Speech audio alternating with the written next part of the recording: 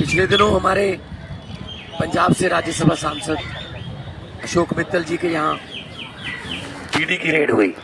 जो lovely university चलाते हैं वहां पे 40,000 के करीब स्टूडेंट जो है वो शिक्षा लेता है। 35 से ज्यादा कंट्री से वहां पे स्टूडेंट वो पढ़ने के लिए आते हैं।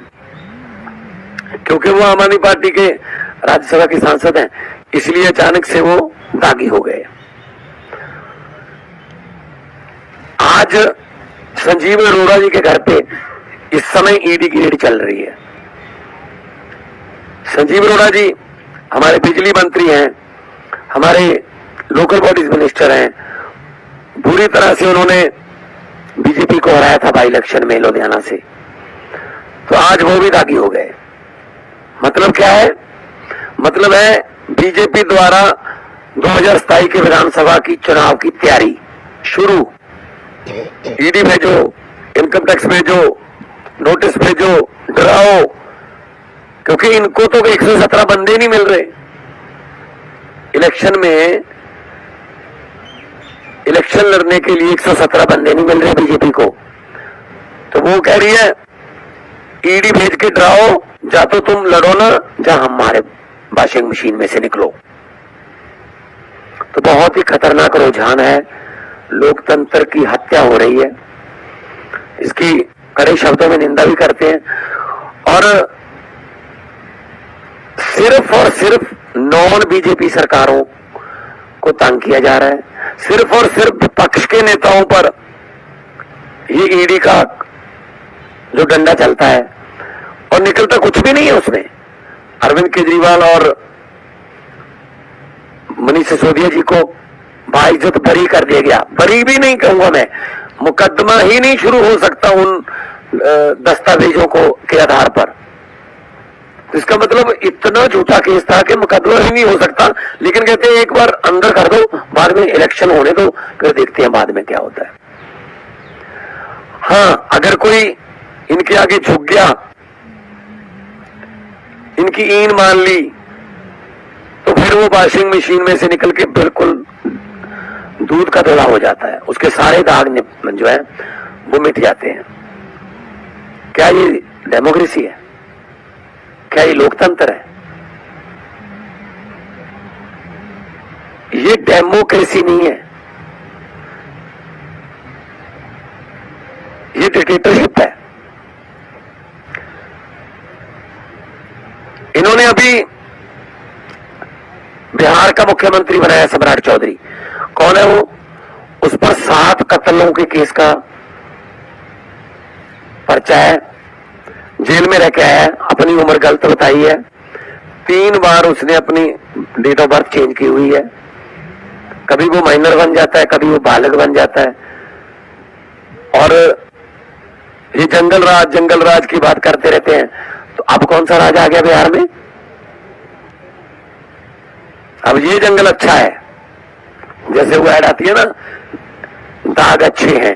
तो जो बीजेपी द्वारा लगाए गए दाग हैं वो अच्छे हैं।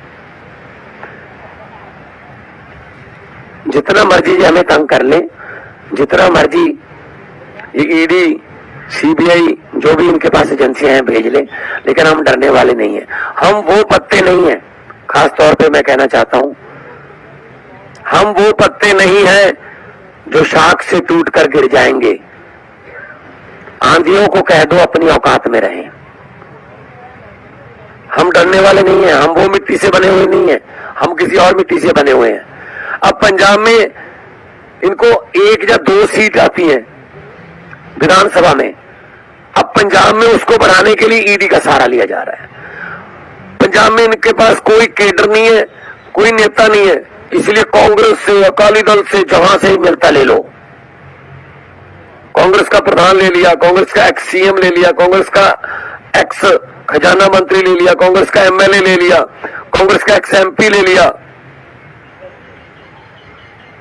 मिनिस्टर ले लिए कांग्रेस के। बीजेपी ने एक कांग्रेस विंग बना रखा है पंजाब में, बीजेपी का कांग्रेस विंग, क्योंकि उनके केस होंगे, उन केसों को फिर दबाना भी है, तो वो उनको डरा के, उनको फाइलें दिखा के डराते हैं। ये लोकतंत्र है। मोदी साहब का ध्यान होना चाहिए था कि कैसे देश में बेरोजगारी खत्म की जा सकती है, कैसे अच्छे स्कूल हो सकते हैं, कैसे अस्पताल में अच्छा इलाज हो सकता है, कैसे करोड़ों नौजवानों को नौकरियां मिल सकती हैं, कैसे ये एलपीजी या पेट्रोलियम पदार्थों का जो जंग लगी हुई है उसमें से हमने बीच में से कैसे निकलना है ताकि हमारे देश के लोगों पर या उनकी जेब पर कोई बोझ ना आए। ये इस बात पे ध्यान होना चाहिए था। इनका ध्यान है इसको सिक्योरिटी कम कर दो, इसकी सिक्योरिटी ऐड कर दो, इसके यहाँ ईडी भेज दो, इसके यहाँ सीडी भेज दो, इसके यहाँ पता नहीं क्या ईडीओ सीडीओ से ये मतलब राजनीति कर रहे हैं। सरकारें ऐसे चलती हैं क्या? सरकार तो फिर ट्रंप चला रहा है। जब सरकार चलाने की बात आती है तो आप वाशिंगटन से, व्हाइट हाउस से ऑर्डर आते हैं कि आपको 1 महीने की इजाजत दी जाती है, आप यहां से तेल ले लो, आप यहां से एलपीजी ले लो, आपको 3 जहाज अलाउ किए जाते हैं, ये ले लो, लेकिन इसके बाद नहीं। तो फिर बिशप गुरु बनने चले थे, बिशप चेले बन गए हम। तो क्या ऐसे देश चलता है? और कुछ भी बोल देते हैं, कुछ भी बोल देते हैं। सतेंद्र जैन हमारे नेता, मतलब लगभग 90% हमारी पार्टी के नेताओं को जेल दिखा दी इन्होंने, जबकि किया कुछ भी नहीं है। तो इनका ये ईडी का हथियार, ये सीडी का हथियार, ये सीबीआई का हथियार, ये इलेक्शन कमीशन का, आप देखिए बंगाल में क्या हो रहा है। बंगाल में हड़कंप मचा हुआ है और इलेक्शन कमीशन धमकी दे रहा है एक पार्टी को, पॉलिटिकल पार्टी को, अब तेरी नहीं चलेगी। किसका मतलब किसकी चलेगी? अब बीजेपी की चलेगी। किसी भी हालत में जीतना है, किसी भी हालत में बंगाल को हथियाना है, केरला को हथियाना है, तमिलनाडु को हथियाना है। फिर भले ही उसके लिए हमें डिलिमिटेशन करनी पड़े, ये वो लालच देने पड़े, कोई भी लालच देना पड़े, लेकिन जीतना है। तो लोकतंत्र जो है वो खतरे में है देश में। उसके लिए सबको आगे आना होगा। शहीदों ने अपना खून देकर ये देश हमें लेकर दिया था। शहीद आजम भगत सिंह, राजगुरु, सुखदेव, चंद्रशेखर आजाद, करतार सिंह सराभा, गदरी बाबे, मदन लाल ढींगरा, लाला लाजपत राय, कितनी कुर्बानियां हुई, कितनी जवानी में कुर्बानियां हुई। 23 साल की उम्र, 22 साल की उम्र, 19 साल की उम्र। और क्या उनकी आत्मा को आज सुकून मिलता होगा? ये देख करके, ये देश दे के गए थे हम, इस देश के लिए कुर्बानियां दी कि जहां सिर्फ 2 बंदों की चलती है। पहले हमने सुना था हम 2 हमारे 2, वो परिवार कल्याण का नारा था कि 2 बच्चे ही काफी और से माफी। अब क्या है? अब भी हम 2 हमारे 2 ही हैं।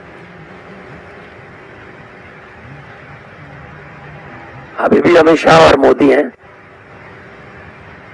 हम 2 और हमारे 2, आगे उनके भी 2 हैं, अंबानी और अडानी। तो हम 2 हमारे 2 के नारे पर जो सरकार चल रही है, बाकी 140 करोड़ का कोई नहीं पूछता। किस्मत पे छोड़ रखे हैं लोग। सख्त शब्दों में निंदा करते हैं हम कि जिस तरीके से ये डेमोक्रेसी का कत्ल कर रहे हैं। राज्यपाल पॉलिटिकल रैलियां करने के लिए रखे हुए हैं। राज्यपाल बिल पर बहस जाते हैं, 2-2 साल बिल पास नहीं होते, 4-4 साल बिल पास नहीं होते। सुप्रीम कोर्ट में जाना पड़ रहा है स्टेटों को। जब सुप्रीम कोर्ट ने ऑर्डर किया कि राज्यपाल और राष्ट्रपति बिल नहीं रोक सकते, वो ठंडे रास्ते में डाल दिया, जजों की बदली, जजों के फाइलें निकाल ली। मतलब किसी को तो छोड़ेंगे ये। हमने सुना था कि नॉर्थ कोरिया में, रशिया में ऐसे होता है कि अपने आप ही डिक्लेयर कर लेते हैं कि मैं इतने साल के लिए बन गया बस राष्ट्रपति। तो ये भी तो वही बात है बस। फिर अगर एसआईआर से आपने असली वोट काट देने हैं, जो वोट विपक्ष को पड़ते हैं, गली गली से जो पन्ना प्रधान, पर गली का पन्ना, पर नहीं क्या क्या नाम रखे हुए इन्होंने, पन्ना प्रमुख,